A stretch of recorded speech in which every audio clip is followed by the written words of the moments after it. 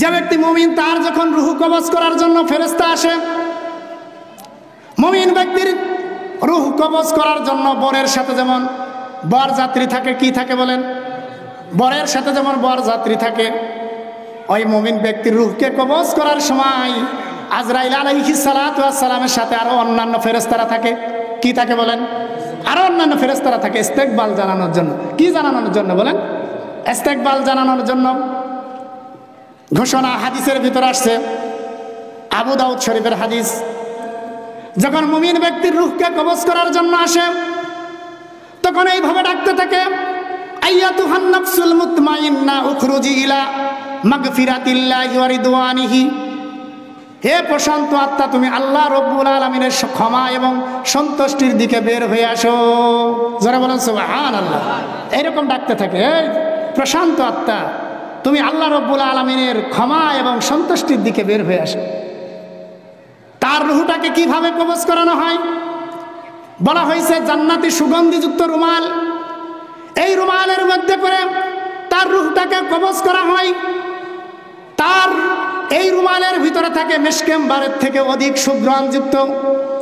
এই রুমাল দিয়ে তার রুহটাকে সুন্দর করে আজরাইল আলাইহিস সালাতু ওয়াস সালাম সুন্দর করে রুহটাকে কবজ করে এই রুহটাকে নিয়ে আসমানের দিকে উঠতে থাকে।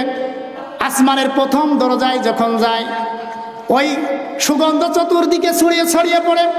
ফেরেশতারা তার কাছে জিজ্ঞাসা করে, কোন ব্যক্তির রুহ নিয়ে আসলাম? কোন সৌভাগ্যবান বান্দার রুহ নিয়ে আসলাম?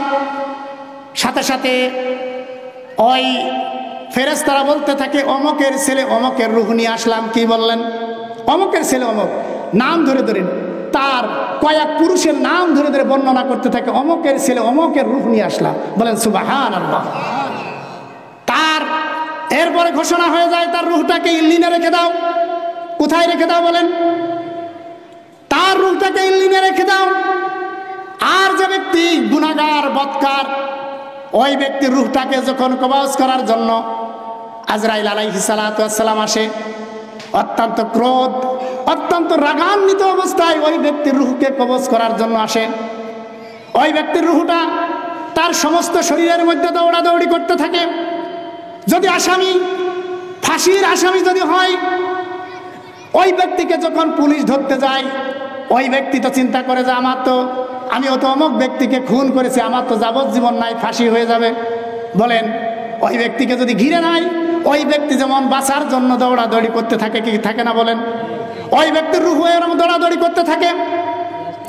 এক পর্যায়ে দৌড়াদৌড়ি করে কোনো কাজ হয় না, তখন আজরাইল আলাইহিস সালাতু ওয়াস সালাম এরকম ঘোষণা করতে থাকে, আইয়াতুহান নাফসুল খবিসা উখরুজি ইলা সাকাতিল্লাহি ওয়া গদাবিহি। ওই রকম ঘোষণা করতে থাকে, হে দুরাত্মা, এ খবিস আত্মা, তুমি আল্লাহ রব্বুল আলামিনের গজব এবং আল্লাহ রব্বুল আলামিনের রাগের দিকে তুমি বের হয়ে আসো। কি করে থাকো? গজবের দিকে বের হয়ে আসো, রাগের দিকে বের হয়ে আসো, এই রকম বলতে থাকে, এই রকম তাকে ডাকতে থাকে। তাহলে দেখেন, নেককারের রূহ কবজ আর বদকারের রূহ কবজ কি একরকম? একরকম নাকি বলেন তো? ব্যবধান আছে না নাই? আছে না নাই? সুতরাং যে মুমিন, তার মৃত্যু থেকে শুরু করে জান্নাত অবধি পর্যন্ত তার ঈমান তাকে জান্নাতে পৌঁছায় দেয়। বলেন সুবহানাল্লাহ।